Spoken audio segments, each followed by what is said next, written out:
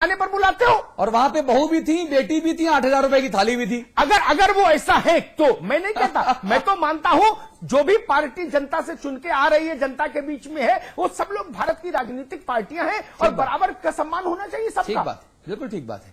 चलिए, चर्चा का वक्त खत्म हो गया है। 2 शेर जो फेसबुक पे अभी अभी हमारे दर्शकों ने हमारी चर्चा देखने के दौरान लिखे हैं, कुछ नहीं बोलूंगा इन शेर के अलावा। सिराज भाई, आपकी नजर खास तौर पे एक सज्जन है दीपक शर्मा, वो कहते हैं हालात के हादसे में गहरे डूब जाती हैं, हालात के हादसे में गहरे डूब जाती हैं कितनी जमीनें जो कभी आसमां हुआ करती थीं। सिराज भाई, बहुत शर्मा जी, बहुत शुक्रिया जी।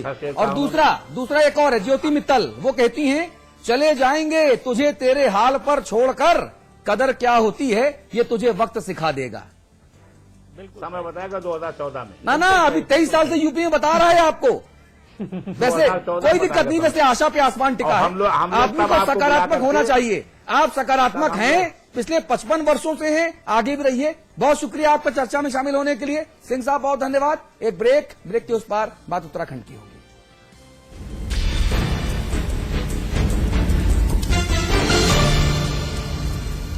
रियल एस्टेट, हॉस्पिटैलिटी, ज्वेलरी और संगीत के कारोबार का सबसे विश्वसनीय नाम GTM ग्रुप। सभी बड़े शहरों में टाउनशिप, कमर्शियल स्पेस और ग्रुप हाउसिंग का निर्माण करने वाला जाना पहचाना नाम। जल्द ही पंजाब और झारखंड में करने जा रहा है अपना विस्तार।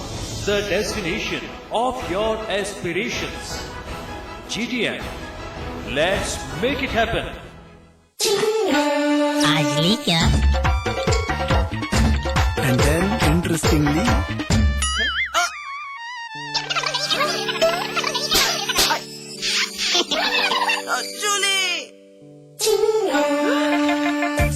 refreshing mini gums. आज ली क्या?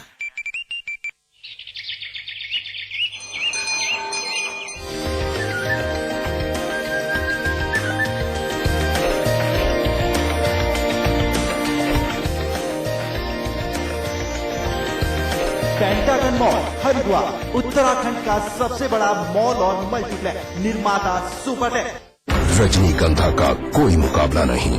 इसमें है बहुमूल्य प्राकृतिक रूप केवड़ा, पवित्र शीतल चंदन तेल, अव्वल दर्जे का गुणकारी कत्था, खास खुशबू वाली इलायची, उम्दा क्वालिटी वाली जायकेदार सुपारी।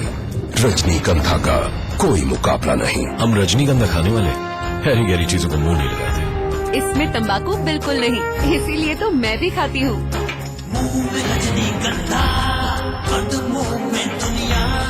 विराज कंस्ट्रक्शन प्रस्तुत करते हैं आपके शहर लखनऊ में फैजाबाद रोड पर संपूर्ण आवासीय योजना BBD ग्रीन सिटी। निर्माण कार्य तीव्र प्रगति पर। आज ही संपर्क करें। स्वाद बड़ी चीज है, स्वाद से बढ़कर कुछ नहीं। तुलसी सादा पान मसाला।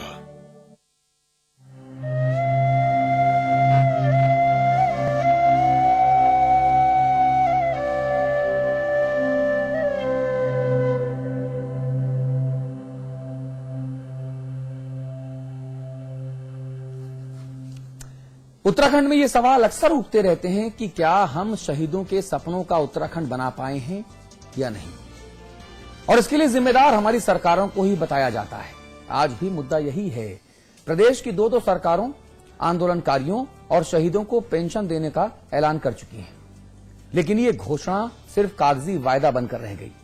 चवन्नी तक अभी आंदोलनकारियों को नसीब नहीं हुई साहब। इसी मुद्दे पर आज हमारी बड़ी बहस होगी। अमिताभ अग्निहोत्री जी हमारे साथ दिल्ली से हैं ही। इसके अलावा कांग्रेस की नुमाइंदगी करेंगे सुरेंद्र अग्रवाल साहब, बीजेपी की तरफ से रविंद्र जुगरान साहब हमारे देहरादून स्टूडियोज में हैं। हमारे स्थानीय संपादक अविकल थपलियाल भी हमारे साथ हैं। इस मुद्दे पर आप सभी लोगों से एक एक करके बातचीत करेंगे और उम्मीद ये करेंगे कि जब हम सभी लोग चर्चा को खत्म करके बाहर निकलें तो हम सरकारों के पास एक सकारात्मक विकल्प देकर निकलें। जनता को ये लगे कि जिस प्रदेश के लिए हमने लाठी डंडा गोली खाई, अपनों को गंवाया, हमारी सुनी गई। इसलिए मैं आप सभी लोगों से बेहद गंभीरता की उम्मीद करूंगा। बिना आरोप प्रत्यारोप के हम सकारात्मक बहस करेंगे। ताकि उत्तराखंड के अमर शहीदों के साथ जो अभी तक मजाक हो रहा है वो आज के बाद रोका जा सके। तो उत्तराखंड में शहीदों के साथ मजाक हो रहा है और जिन शहीदों ने इस अलग राज्य को पाने के लिए अपनी जान दी उनके साथ सरकारें पेंशन के नाम पर मजाक कर रही हैं।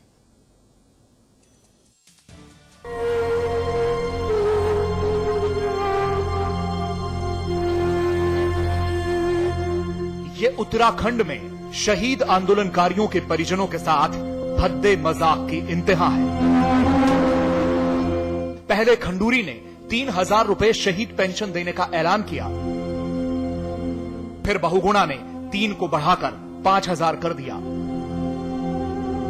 लेकिन आज तक इन लोगों को एक चवन्नी भी नहीं मिली। अब जरा इस बूढ़े बाप का दर्द सुनिए। इनका इकलौता बेटा रविंद्र रावत 1994 में मुजफ्फरनगर कांड में शहीद हो गया था। नहीं, पेंशन वगैरह कोई अभी तक कोई नहीं मिला। बोला तो ये है जानकारी है हमें कि 31 दिसंबर 12 तक आदेश हो चुके थे जो, परंतु अभी तक कोई पेंशन वगैरह का कोई वो नहीं। दोनों ही सरकारों की ये घोषणाएं कमोबेश 1.5 साल बीत जाने के बाद भी जमीन पर नहीं उतर पाई हैं कि शहीदों के परिजन मन मसोसने को मजबूर हैं। उधर अब पूर्व सीएम बीसी खंडूरी राज्य सरकार पर संवेदनहीनता की तोहमत लगा रहे हैं। बड़ी दुख और शर्म की बात है कि कोई भी सरकार जब बदलती है पुरानी सरकार के कामों को अगर नहीं करना चाहती तो उनको निरस्त करे, या तो उस जियो को निरस्त करे, और अगर नहीं देना है तो फिर उसको लागू करें। लेकिन उत्तराखंड की सत्ताधारी कांग्रेस पार्टी इसका ठीकरा अफसरशाही के सिर पर फोड़ रही है।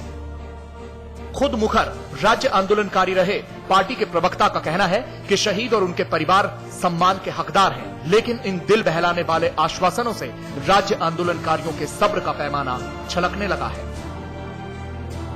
में नौकरशाही, प्रशासन, शासन उपेक्षा कर रही है शहीदों की। सरकार भी असंवेदनशीलता दिखा रही है। मैं समझता हूँ कहीं ना कहीं इसमें प्रशासनिक अमला जो है वो नहीं चाह रहा है कि आंदोलनकारियों को सम्मान मिले और सब चिंतित। आपको बता दें कि मार्च महीना खत्म होने तक सरकारी कागजों के लिहाज से सूबे में सभी श्रेणियों के चिन्हित आंदोलनकारियों की संख्या 10,005 है। इसके अलावा शहीद या लापता आंदोलनकारियों की संख्या 30 है। सरकारी आंकड़े बता रहे हैं कि 357 आंदोलनकारियों को पेंशन मिल रही है, लेकिन कागजी खानापूर्ति और राज्य के लिए अपने लाडले कुर्बान करने वालों की दास्तान आपके सामने है। सियासत करने वालों को जज्बात और आंसुओं की कीमत बखूबी मालूम होती है। यही वजह है कि उत्तराखंड में शहीद आंदोलनकारियों का हमदर्द बनने में कोई भी पीछे नहीं रहा है। सरकार चाहे पहले बीजेपी की रही हो या फिर अब कांग्रेस की, एक सरकार ने पेंशन की व्यवस्था की तो दूसरे उसे बढ़ाने की घोषणा भी कर दी, लेकिन हाथ में अभी भी किसी के कुछ नहीं आ रहा है। विडंबना यह है कि हर बार अफसरशाही के पाले में गेंद डाल दी जाती है। ऐसे में शहीदों के परिजनों के सामने मन मसोसने के अलावा दूसरा कोई चारा भी नहीं है। कैमरामैन विजेंद्र तूड़ी के साथ मैं राहुल सिंह शेखावत, देहरादून, समाचार प्लस। अविकल थपलियाल, पहले मैं चाहूंगा कि आप बहुत संक्षेप में शुरुआत करें इस चर्चा की। हम बार बार कह रहे हैं कि हम जुगरान साहब, अग्रवाल साहब, हम बिल्कुल भी आरोप प्रत्यारोप में नहीं जाएंगे। 12 वर्षों में किसने क्या किया नहीं किया ये हम सबको पता है। सरकार आपकी भी रही, सरकार उनकी भी रही। हम आज एक सकारात्मक बहस करेंगे कि अब इस पूरे मुद्दे पर आगे क्या होना चाहिए। अविकल भाई, आप शुरुआत कीजिए बहस की। देखिए अतुल भाई, ये बहुत बड़ा संवेदनशील मुद्दा है और ऐसा नहीं है कि 12 साल में बहुत बड़े काम नहीं हुए, बहुत बड़े बड़े काम हुए। विधायकों के पेंशन भत्ते 5 बार बढ़े हैं, विधायक निधि हमारी 2 बार बढ़ी है। ऐसे मुद्दों पर पूरी सरकार एक साथ, विपक्ष एक साथ और बाकी जितने अधिकारी हैं वो सब एक साथ। लेकिन इस मुद्दे पर जिनकी लाश पर चढ़कर ये सत्ता की मलाई चख रहे हैं, उससे पूरी अनदेखी कर देनी।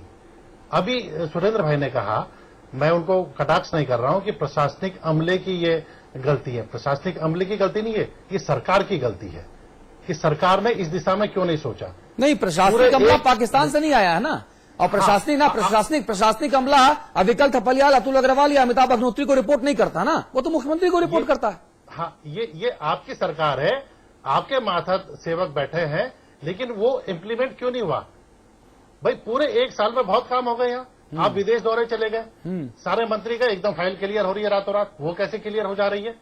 आपदा का पैसा एकदम क्लियर हो जा रहा है। लाल बत्ती आप रातों रात दे रहे हैं। जब आप ये सब काम भी कर रहे हैं तो एक जो पुरानी सरकार ने जो एक जियो जारी करा था, शहीदों की हम बात कर रहे हैं, समस्त आंदोलनकारियों की बात नहीं हो रही, शहीद परिजन जो 30 से लेकर 40 के बीच में है करीब, उनके लिए पहली बार एक पुख्ता व्यवस्था हुई, उसको इम्प्लीमेंट इन्होंने नहीं करवाया है। बाकी सारे काम हुए। तो ये, और इसमें मैं दोषी मानता हूं, बीजेपी को भी मैं मानता हूं कि अगर उनकी सरकार का जियो था तो 1-1.5 साल से ये विधानसभा के अंदर क्या कर रहे थे? ये अपने फ्लैट के लिए, अपने भवन के लिए, अपने कोठी के लिए आप बहुत लड़ रहे हैं, लेकिन इनकी कभी बात करी बीजेपी ने? विधानसभा के अंदर सवाल उठाते हैं कि हमारी सरकार ने जियो किया, आप इम्प्लीमेंट करिए। धरने पे बैठे इन दोनों दलों के अलावा संक्षेप में मैं उक्रांत को भी चुनौती देता हूं कि उक्रांत के भी विधायक रहे सदन के अंदर, उनकी भी पार्टी बाहर काम कर रही है, लेकिन उन्होंने भी कभी ये मुद्दा सदन के अंदर नहीं उठाया कि भाई इतनी बड़ी घोषणा हो गई, जरा सा सम्मान देने 3,000 5,000 कोई बहुत बड़ा नहीं होता है जी, पूरा परिवार नहीं चलता इससे। अग्रवाल साहब, भावनाओं का सम्मान करना हुआ है। अग्रवाल साहब, मैं पूरी विनम्रता से आपसे गुजारिश करूंगा कि आज हम लोग बिल्कुल आरोप प्रत्यारोप नहीं करेंगे, हम लोग ईमानदारी से बात करेंगे। आपके आदेश का पालन। अग्रवाल साहब, हम लोग पार्टी लाइन सुपर उठ के बात करेंगे। बिल्कुल। बहुगुणा जी ने 5,000 रुपए मासिक शहीदों के परिवार वालों को देने का आदेश जारी किया। इसके पहले खंडूड़ी साहब ने इसको 3,000 किया था। बहुगुणा साहब को साधुवाद कि उन्होंने 5,000 किया, अच्छी बात है। अविकल भाई कह रहे हैं कुल जमा 40 परिवार हैं, इससे ज्यादा नहीं है। एक साल में एक परिवार को 60,000 रुपए आप देंगे, 12 × 60, 40 परिवार के हिसाब से ये 24 लाख रुपए होते हैं मात्र। एक वर्ष में सिर्फ 24 लाख रुपए शहीदों के सम्मान पर हम खर्च क्यों नहीं कर सकते? जबकि हम कई लाख रुपए हेलीकॉप्टर में तेल फूंक देते हैं, कई करोड़ के हेलीकॉप्टर खरीद लेते हैं, कई लाख रुपए का नाश्ता, मेवा, काजू, किशमिश खा जाते हैं, कई लाख रुपए पार्टी में और अलग अलग कामों के आयोजन में फिजूल में खर्च कर देते हैं। अग्रवाल साहब, मैं आपकी पार्टी, ये जुगरान साहब की पार्टी की सरकारों पर आरोप नहीं लगा रहा हूं, मैं नियत और व्यवस्था पर बात कह रहा हूं। क्या गलत कह रहा हूं? एक अनुमति चाहूंगा मैं आपसे। जी बोलिए। आज मैं यहाँ कांग्रेस के नेता या कार्यकर्ता के रूप में मत बिठाइए मुझे। हाँ। मेरा ये सौभाग्य है, बल्कि रविंद्र भाई भी, हम दोनों का ये सौभाग्य है, इस आंदोलन की शुरुआत से हम लोग जुड़े रहे हैं। हाँ। और कई बार जेल जाने का, लाठी डंडे खाने का इसीलिए आप दोनों को बुलाया है और इसीलिए मैंने चर्चा की शुरुआत में कह दिया था कि हम लोग पार्टी लाइन सुपर उठ के बात करेंगे। हाँ, ये भी एक सत्य है कि 40 तक शहीदों की सूची बनाने में और हाईकोर्ट में इस केस को लड़ने में आंदोलनकारियों का मैं एक पिटिशनर रहा था। हाँ। और ये दुर्भाग्य है कि कोई सरकार रही हो, आंदोलनकारियों को अपने सम्मान के लिए उनके आगे बार बार हाथ फैलाना पड़ रहा है। हाँ। ये दुर्भाग्य है। हाँ। एक आंदोलनकारी के नाते कहता हूँ। ठीक बात, ये स्वागत करता हूं आपकी बात का। कभी हमारी भावनाएं इतनी ज्यादा हमको अपमानित महसूस होता है कि जिन लोगों ने आंदोलनकारियों की हत्याएं की हैं, उनका नेतृत्व हमें कभी कभी करने के लिए मजबूर किया जाता है। ये हमारा दुर्भाग्य है। क्या करें, लगता है कि राजनीति में धन बल, बाहुबल ये ज्यादा आगे आ रहा है और हमने इसलिए राज्य बनाने के लिए लड़ाई नहीं लड़ी थी।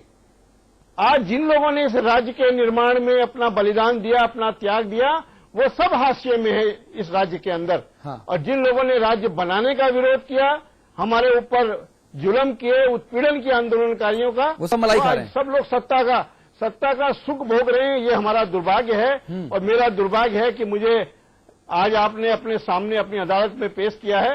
और मैं तो दूत भी हूं पार्टी का, और मैं समझता हूं अतुल जी, दूत जो है सभी प्रकार के दंड से वो उसको निषेध होता है। हाँ, ठीक सुरक्षित होता है। वो सुरक्षा कवर भी मुझे आज आपका मिला हुआ है। हाँ। तो मैं पार्टी के दूत की हैसियत से भी बैठा हूं। नहीं, मैं आपकी भावनाओं का सम्मान करता हूं, लेकिन मुझे लगता है कि आज आपको अपना दिल खोल के रख देना चाहिए। आप यहां से निकलने के बाद पार्टी के प्रवक्ता रहें या ना रहें, लेकिन एक बेहतरीन उत्तराखंडी के तौर पर जरूर लोगों के सामने आएंगे और लोगों का सम्मान हासिल करेंगे।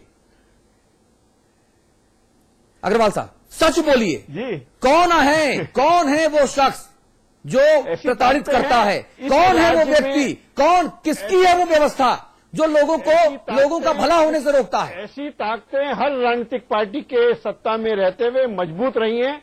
उन्होंने राज्य की जनता के साथ जो छलावा किया है, उसकी सजा कांग्रेस के लोगों को भी टिहरी में भी मिली है, अभी मेयर के चुनाव में भी हमें मिली है। अगर यदि हम नहीं सुधरे, हाँ, तो निश्चित रूप से टिहरी में जनता सजा तो और सिर्फ दो सजा लोगों भी को दे मिली सकती है। टिहरी में सजा कांग्रेस को नहीं मिली, टिहरी में सजा पिता पुत्र बहुगुणा को मिली है। नहीं, मैं तो कार्यकर्ता हूं, क्योंकि कार्यकर्ता पार्टी के साथ जुड़ा होता है। मैं भी मानता हूं, मैं भी क्या आपका इशारा माननीय मुख्यमंत्री की तरफ है?